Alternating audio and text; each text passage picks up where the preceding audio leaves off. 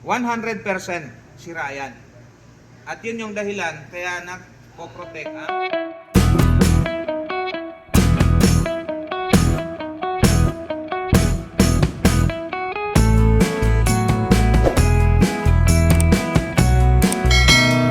lang ako sa inyo, itong amplifier na to, tumutunog na yan siya.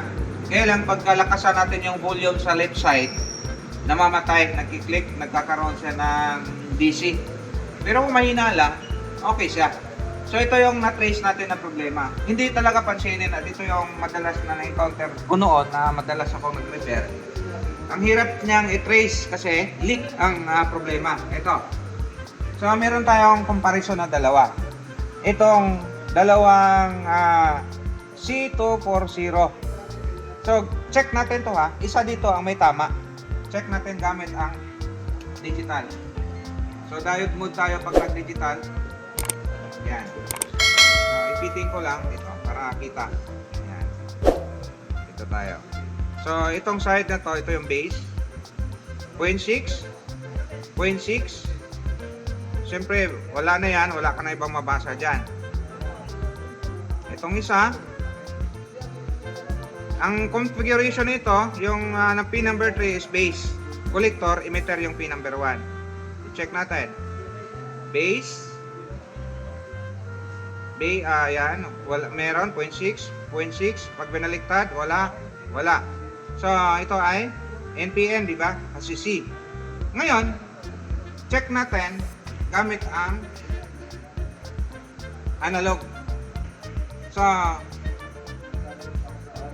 ito yung base, di ba? Base. Yan, base. So, baliktarin ko lang. Merong reading. Gamit ako ng 10K kagad ha. May reading.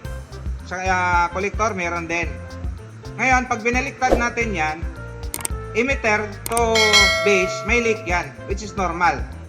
Tapos, lipat natin sa gitna, dapat meron din. Ngayon, itong collector at emitter, dapat pag binaliktad natin, collector to emitter, walang leak. Check natin. Meron no? Dapat wala yan. So yun yung dahilan. Kaya pag tinaasan natin yung volume, nagpo-protect ang relay. Tingnan natin yung isa. Ito ha. Meron siya. Normal lang yan. Lipat dito. Balik tayo. Yan. Ito pala. Yan. Ito. Tapos pag binaliktad natin, dapat wala. Oh. Wala talaga, di ba? Ito, normal kasi base yan eh. Ito dapat wala. Tapos doon, wala rin. Pero dito, malino na meron siyang reading. Yung collector to emitter. Ayan o, collector to emitter. Collector to base, wala. Okay lang yan. So, 100% sira yan. At yun yung dahilan kaya nagpo-protect ang amplifier natin. So napakahirap hanapin kasi hindi yan gagana sa ibang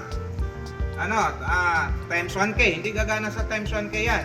Try natin. Times 1K. Kung gagana ba. Makikita ba natin? Oh, wala oh. Wala. So isipin mo na yan ay buo. Kaya importante talaga na meron kang 10K. So hindi siya nakikita sa digital, hindi rin siya nakikita sa mababang range ng analog.